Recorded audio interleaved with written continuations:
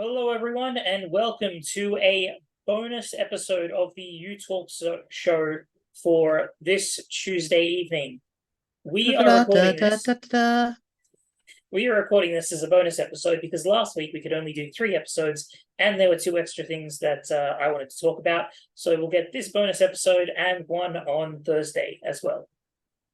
So today we are talking about the Housing Affordability Future Fund, which the Greens are blocking at the moment. And we're asking the question... It's the Greens' fault that there's an 18-year wait list for social housing. Well, I mean, you might be saying that less ironically, actually, in a bit. But see, here's the thing. So there's really two arguments here. The first argument is that this Housing Affordability Future Fund piece of legislation, it does not build enough houses to cover the need for new housing in Australia, and it doesn't do anything for renters. Yep. Okay, there are only two arguments. Seen that argument made. Yeah, that's one of them. And then there's the arguments against that, which matters, which is that it's not supposed to do any of that. This is only part of essentially, it's only part of the legislation that needs to be passed, and it was only ever meant to be part of the legislation that needs to be passed. So what it does is it creates a fund which, much like the Australia Future Fund, I think it's called, something like that. Mm-hmm. Basically, it's invested and it gets returns, and it then spends those returns on building social housing. Now, that social housing is meant for the poorest in the community. Yep. And that is what this legislation aims to tackle, and nothing else. Does more need to be done? Yes. But this is meant for that. This is imagine one piece in a puzzle. This is that piece in the puzzle. And what it is meant to do, and the only thing it was ever meant to do, was build the social housing that the poorest in our society need to live in. And that's it. That was its aim. That's what it delivers, or at least would deliver if it were passed. And the Greens' line on this is complete and utter bullshit.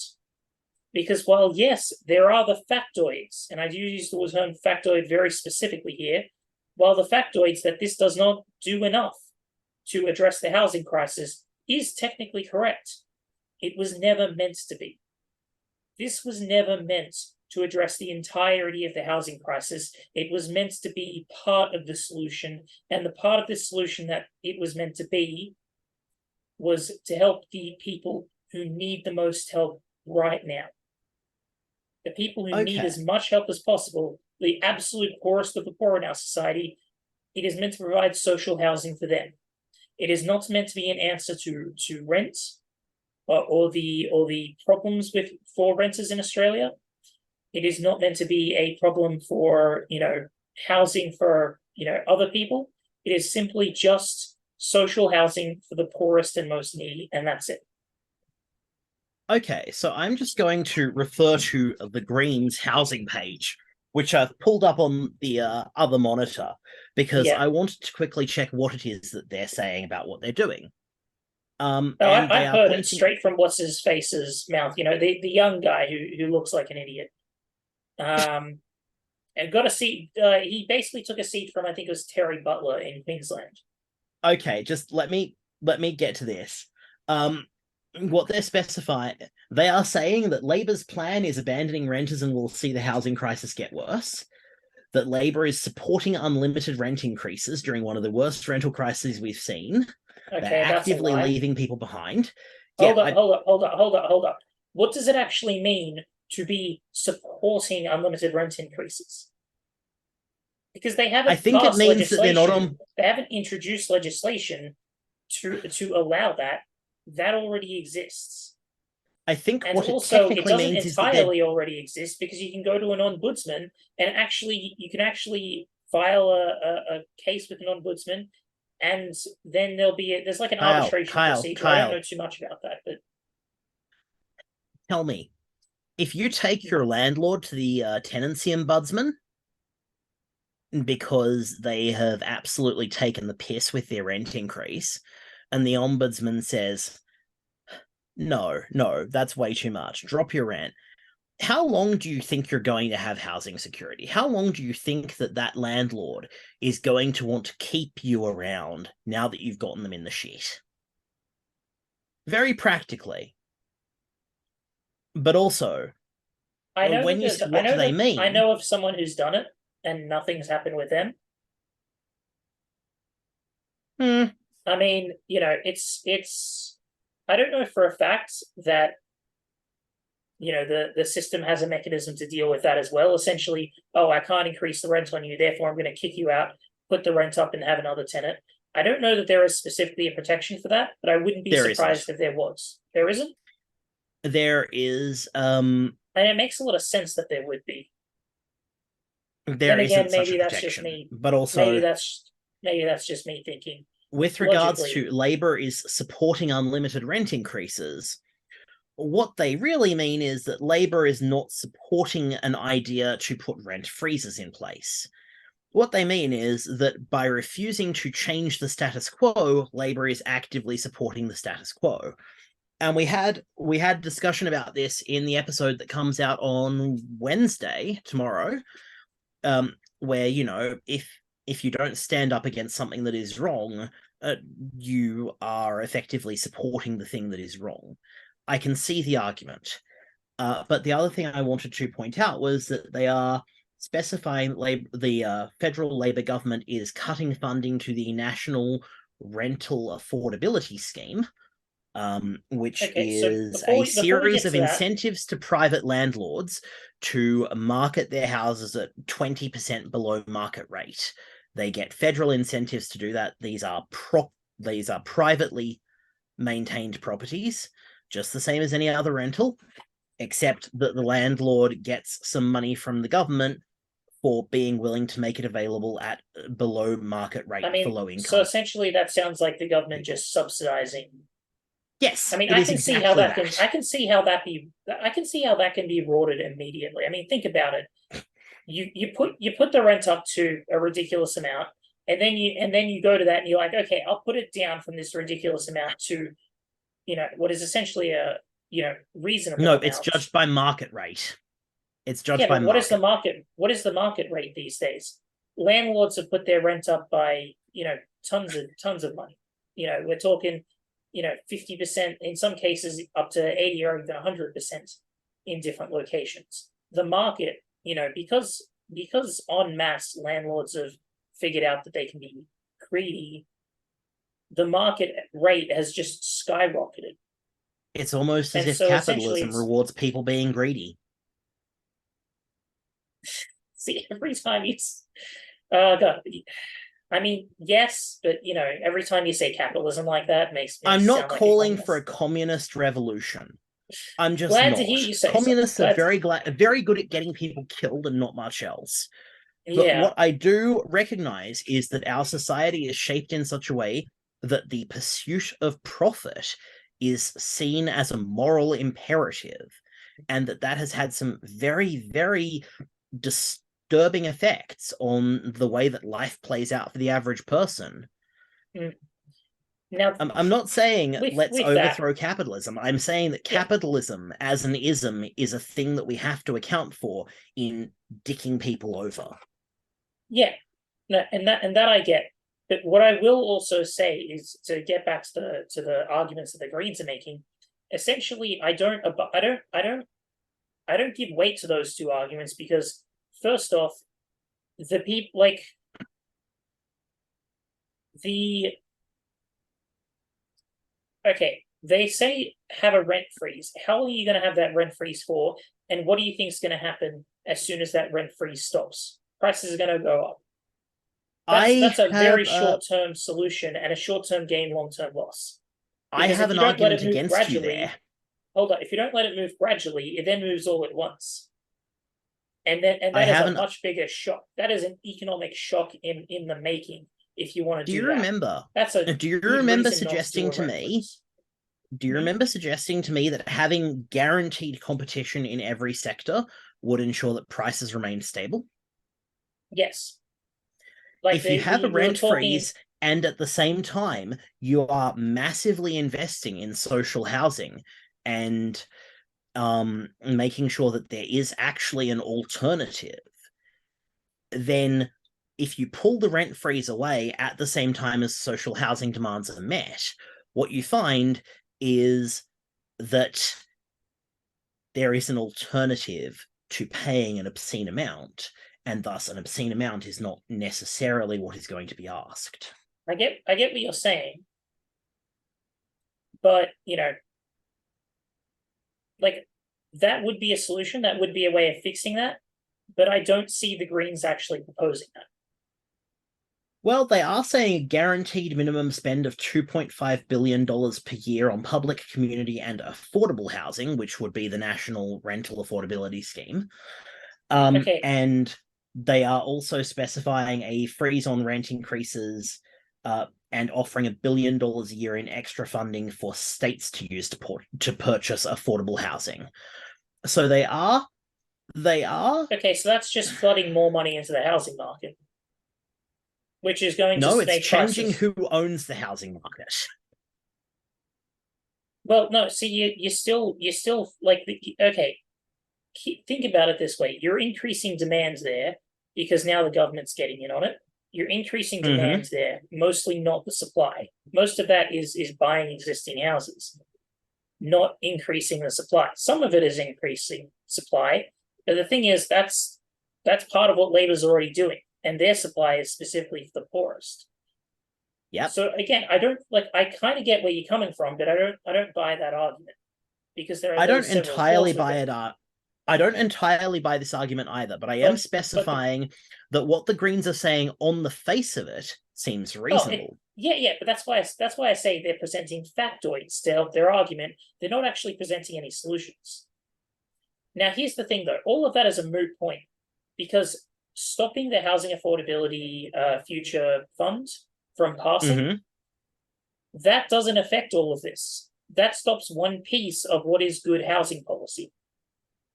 That just stops the poorest in society from getting social housing. I mean, is the Like none Greens? of, Are you really surprised that they would I vote mean, for an incentive that only really affects poor people?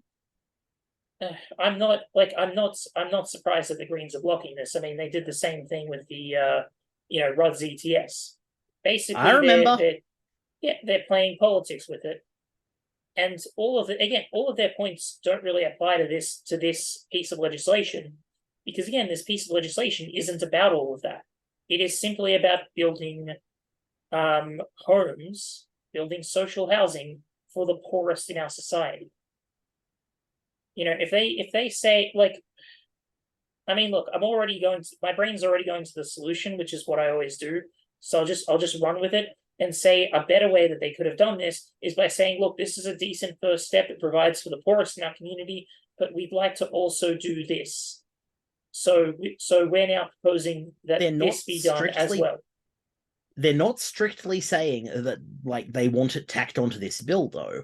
What they Yeah, but are they're blocking the purporting to bill anyway. say, what they're purporting to say is that we are happy to pass this, but only if you're willing to take it further and improve housing affordability for more than just the absolute poorest. Okay. And like, Hold I on, think hold I on. said to you, I said to you in text, right? They're saying that, but that's bullshit. And here's the reason Of why. course, it's bullshit. So, It's politics. yes, but we need to explain why it's bullshit. So okay. So repeat that line one more time. They are saying. What they are saying is that they will pass the bill if Labour is then going to agree to specific allocations elsewhere. No, you said That would take it further last theoretically, time. yeah, That's yeah, yeah. Okay, so yeah. first on that. They're saying that they'll pass First, the bill if Labour agrees to take it further, yeah, like first on that. This is something that which would be the the subject of Greens Party forwarding does bills. all the time. Essentially, they've proposed that they just effectively double the money. They Mm-hmm. increase it to 20 billion. Here's the thing. The increasing it to 20 billion wouldn't do all that much. Essentially, it's just a higher number that looks better. And that's all the Greens want out of this. A higher number that looks better.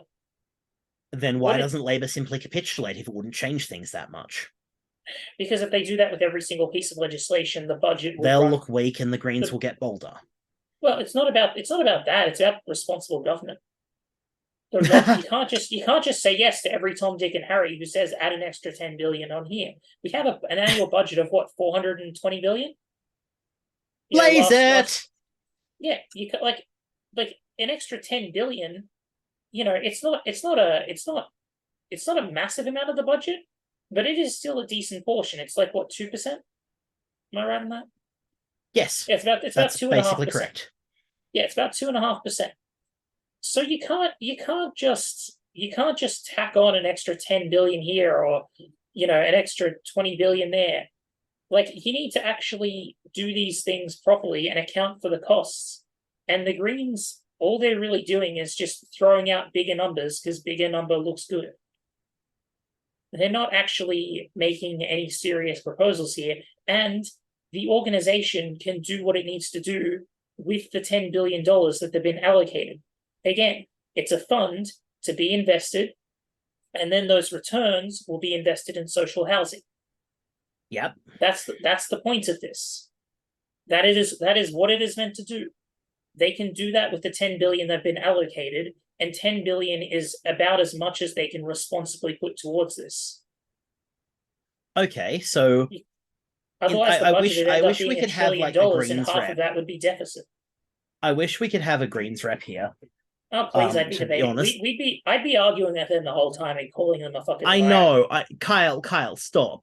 Because maybe they could explain how they intend to fund that extra 10 billion.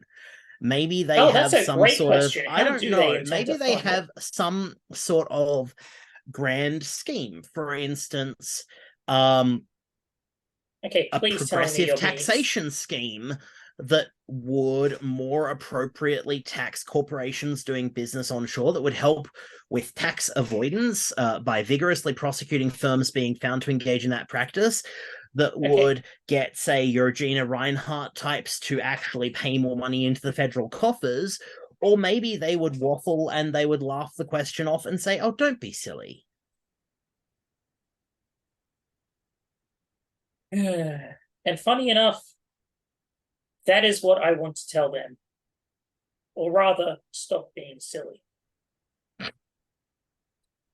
I mean, I guess there's not really too much more to say. Do you want to end it there? No, I want to say one more thing here. The Greens started their ascent into madness as the party of unhinged environmentalists and have slowly approached mainstream acceptability as a political force, because it turns out that unhinged environmentalism actually doesn't go down that poorly in Australia. Completely Labour has historically their identitarian politics phase. No. Labour has historically positioned themselves as the allies of the working class. And it is the working class that does disproportionately feel the hit of the rental crisis, because they can actually afford to rent at the moment. So I can understand this should be, these two should be in the other position. Hold up, you're actually not entirely right there, because the rental freeze would primarily benefit very affluent Greens voters. We're talking about like young affluent Greens voters, like the basically the kids of rich parents. You mean the ones who can actually afford to rent and don't have to worry about where their next meal is coming from if they actually pay their rent on time? Yes. Basically, it primarily. Which is why I'm saying that Labour has historically been like the party that is the ally of the working class. Yes, I know that it's all meaningless now, but like, I mean, they still kind of are. I mean, look, they're in a tough position, and I think that in some ways they're being, spineless. But that's a whole other story. In this regard, look, I'd just love to see very much in the right. I'd just love to see the red wave across Australia resulting in Labour actually getting shit done instead of whinging about it from the sidelines like they've kind of been doing since 2010 or so. Well, I mean, to be fair, in 2010, that's when they had a hung parliament, and since then, like since that parliament ended, every parliament since then, except for the one we have right now, has been a Liberal government. They haven't had I any know, power, I'm but just now that they saying, have like, power, they are getting some things Labour done. Labour has made a lot of grand declarations over the years. I'd really love to see them be able to seize the opportunity they have to just ram shit through and get things done.